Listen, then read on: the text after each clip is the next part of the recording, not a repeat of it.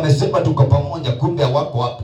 Maandiko inasema huu mlango ukifunguliwa, Paulo anasema huu mlango utakapofunguliwa, hata wale watu wanaojifanya ni watu wazuri na sio wazuri, ni watu ambao ni sinagogi la shetani, ni watu ambao wanajifanya kwako, hao Yesu anasema nitawalete mbele zako, nitawafanya wakuje wasujudu katika miguu yako, maana umepata neema. Mtu ambaye amepata neema, hata aende wapi lazima akubalike, hata aende kwa nani lazima akubalike. Bwana Yesu apewe sifa. Kwa hivyo wanapokuja, maana watatumwa na Yesu wakuje wasujudu kwako, maana umepata kibali na umepata mlango ambao umefunguliwa. Bwana Yesu apewe sifa.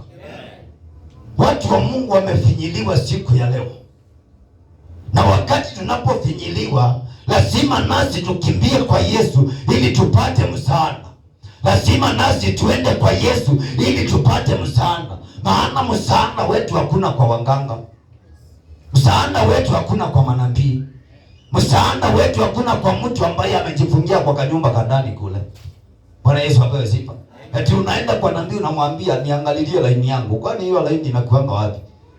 Unakuanga na laini yako inaitwa aje? Unajua tunajua Safaricom, tunajua sijui hiyo, tunajua sijui Airtel. Hiyo laini inakuanga ngani? Inakuanga kwa manabii wa uongo. Ama kuna watu walitengeneza kalaini yao ya kuangaliwa. Bwana Yesu apewe sifa. Kwa hivyo hautaenda kwa nabii wa uongo umwambie niangalilie laini. Kile utafanya utajitwika huu mzigo wa Yesu ambao ni mwepesi, ili akupe milango iliyofunguliwa, ili akupe milango ambayo haitafungwa na mtu yeyote. Bwana Yesu apewe sifa. Unajua katika wokovu unaweza pata kuna mtu anauliza, tunaambia kwa kila wakati milango itafunguliwa. Hiyo milango kwani itafunguliwa vipi? Bwana Yesu apewe sifa. Mungu alimwambia Ibrahimu, uzao wako miaka 400 wataenda katika utumwa. Na wewe imagine miaka 400 wakienda katika utumwa. Huyu Ibrahimu ikafika mahali akafa, Isaka akafika mahali akafa, huyu Yakobo akafa, na uzao wa Yakobo ambao ndio wa 4 ndio ulienda kule miaka 400. Kwa hivyo hii ni kumaanisha nini? Sisi hatuwezi tukakaa miaka 400, hatuwezi tukakaa miaka ngapi, lakini ile ahadi Bwana ameweka, hata kama sio kwako, kwa watoto wako Bwana anaweza akaweka, na akiweka ikuje itimie kwa utukufu wa jina lake. Bwana Yesu apewe sifa. Tusiwe na kila wakati kuuliza Mungu maswali, mbona sijabarikiwa? Ikiwa amesema na ametuma neno lake ya kwamba utapata mlango uliofunguliwa, si lazima ikuwe ni kwako. Inaweza ikawa ni kwa uzao wako, inaweza ikawa ni kwa uzao wa uzao wako, inaweza ikawa ni kwa uzao wa uzao wa uzao na wa uzao wako. Bwana Yesu apewe sifa. Kile unaweza ukafanya ni kumtumikia Mungu tu. Ikiwa amepanga akubariki, atakubariki tu. Bwana Yesu apewe sifa. Kile ninaongopanga na kile mimi hofia sana ni siku moja nijipate, siku moja tu nijipate nimeenda kinyume na Mungu. Kwa sababu hata ukiangalia katika familia kuna yule anakuanga ndiye nyota ya familia. Bwana Yesu apewe sifa. Hebu angalia kwenu vile mlivyo. Wewe katika ibada zako na wale ndugu zako na wale dada zako, nani yako kwa madhabahu leo akimtumikia Bwana? Bwana Yesu apewe sifa. Maana wakati mwingine tunaambiwa na Yesu, ingia unitumikie. Na wakati unapoingia pale, badala ya umtumikie Yesu, unaanza sarakasi, unaanza mambo. Kumbe wewe ndiye nyota. Hiyo nyota unaweza ukanyang'anywa. Bwana Yesu apewe sifa. Rubeni ndiye alikuwa mkubwa katika nyumba ya baba yake, lakini kwa sababu ya zile tabia alizofanya, ukumba huu wote ukaenda kwa Yusufu kwa sababu ya tabia. Kwa hivyo tabia inaweza ikakuondoa katika ukumba wa kwenu. Bwana Yesu apewe sifa. Hii ni kumaanisha nini? Unapopewa nyota ya kwenu, ni hapo umeingia katika madhabahu, umesema nitaabudu. Unapewa nyota hapo, na wewe ndio utakuwa mwokozi wa hiyo familia. Kwa hivyo ikiwa utaingia pale na uanze sarakasi, iwenda ukanyang'anywa na ipewe mwingine. Bwana Yesu apewe sifa. Kwa hivyo kwa kila nyumba kuna nyota ya hapo. Na nyota ni yule mtu ambaye ameokoka. Maana kule kwa waganga huwezi sema kuna nyota. Bwana Yesu apewe sifa. Nakumbukanga kipindi kile cha nyuma nilisimama kwa madhabahu sio hii ya kule nyumbani. Nikasema kuanzia leo nitamtumikia Mungu. Lakini kuanzia hapo vile tu nilitoa tu hiyo ushuhuda, hiyo nilipingwa, hata sikuamini macho yangu. Kwa hivyo mimi kile ninaweza nikafanya ili niokoe watu wa kwetu, maana wamekataa Yesu. Na wewe ili uokoe watu wa kwenyu, maana wamekataa Yesu, lazima ujitoe ili milango hii unapopewa na Bwana uitumie vizuri, ukaweze kukomboa jamii ya kwenu. Bwana Yesu apewe sifa. Nimekuambia ukitaka kujua wewe ni nyota, angalia kwenu wewe na wale watu wengine vile umesimama na vile unamtumikia Bwana, ndio ujue wewe ndio mwokozi wa kwenu. Na kama hautaokoa watu wa kwenu, kutakuwa na maswali siku ya kiyama ya kwamba nilikutuma uokoe, kulienda na maana gani? Bwana Yesu apewe sifa. Amen. Kwa hivyo tunahitaji ili Bwana akaweze kutuokoa, lazima nasi tukasimame imara katika matatizo yote, katika mambo yote, katika kupingwa vita, katika kunyenyekea kwa Bwana, katika pale unapozuiliwa, jitie moyo tu ukijua ya kwamba wewe ndiwe nyota ya kweli. Bwana Yesu apewe sifa. Nimekuambia kuanzia leo umba vitu zako kwa Mungu. Bwana Yesu apewe sifa. Umba vitu zako kwa Mungu ili naye wakati utakapoingia katika shida akukumbuke. Amen. Haleluya. Amen. Si umshangilie Yesu na makofi mazuri. 10 inasema kwa kuwa umelishika neno langu. Kwa kuwa umelishika neno la subira yangu, mimi nami nitakulinda utoke katika saa ya kuharibiwa iliyo tayari kujilia ulimwengu wote, kuwajaribu wakao juu ya nchi.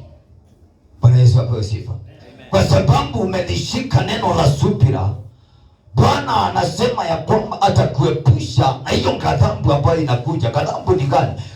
Ghadhabu ni wakati Yesu atakapokuja kulinyakua kanisa, atakuepusha na hiyo ghadhabu. Ghadhabu ni nini? Ghadhabu unaweza kuwa unapitia mazito, na hiyo mazito Bwana anakupa neema. Nimesema mtu anayepewa neema na Bwana hata aende wapi lazima akumbalike. Katika jina la Yesu, tuweke matumaini yetu kwa Yesu. Tuweke matumaini yetu kwa Yesu. Weka tumaini lako kwa Yesu, ukijua atakuepusha na ghadhabu, atakuepusha na maadui, atakuepusha na watu wabaya. Kuna watu wameonewa, kuna watu wameonewa kwa kazi, wameonewa kwa huduma, wameonewa popote pale. Yesu anasema leo ya kwamba anakuepusha na hiyo ghadhabu ambayo inainuliwa juu yako. Kuna watu wameonewa. Wewe kama umeonewa, tumikia Yesu leo. Hiyo kuonewa itafika mwisho, hiyo kuchekelewa itafika mwisho, maana kuna milango ambayo inatengenezwa leo ili Yesu akaonyeshe ujasiri wake kwako. Bwana Yesu apewe sifa. Najua saa zingine tunatumikia Yesu na tunakuwa na machungu sana, lakini kile ninaweza nikakwambia, wachana na machungu. Machungu itaisha tu, machungu na machozi itaisha tu. Wale walioonewa katika kazi ya Bwana, wale walioonewa kule kazini, wale walioonewa na marafiki, Bwana anyooshe mkono wake akuepushe na hiyo ghadhabu yao. Bwana Yesu apewe sifa. Kile unaweza ukafanya, kaa tayari sasa, maana Yesu naye anaenda kutenda jambo jipya katika maisha ya mtu. Bwana Yesu apewe sifa. Wakati unaposikia neno kama hili, nimekuambia linakujanga na uzito kuokoa mlokole wa Mungu, linakujanga na uzito kuokoa mtu Mungu anayempenda. Bwana Yesu apewe sifa. Na kile unaweza ukafanya ni kulikubali hili neno, useme ni langu, na kama sio langu ni langu, na kama sio langu itakuwa ni langu. Hata kama sio leo, kesho ni langu. Hata kama sio kesho, kesho kutwa ni langu, katika jina la Yesu. Bwana Yesu apewe sifa. Kwa hivyo hiyo ghadhabu ambayo imeinuliwa na wachawi, na waganga na wafunga majini na watu wabaya, Yesu anaenda kukuepusha nayo, anaenda kukuondolea hiyo ghadhabu na kukupa milango iliyofunguka. Bwana Yesu apewe sifa.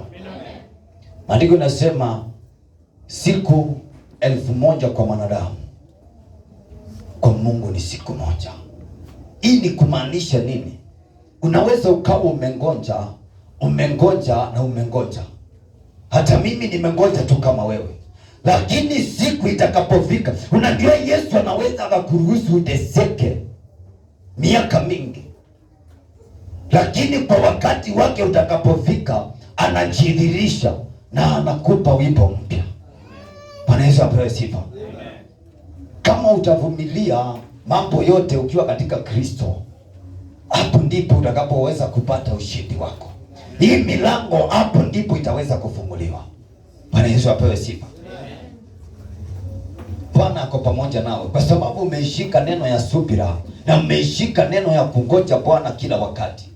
Kile ninaweza nikakwambia, weka matumaini yako kwa Yesu. Weka matumaini yako kwa Baba.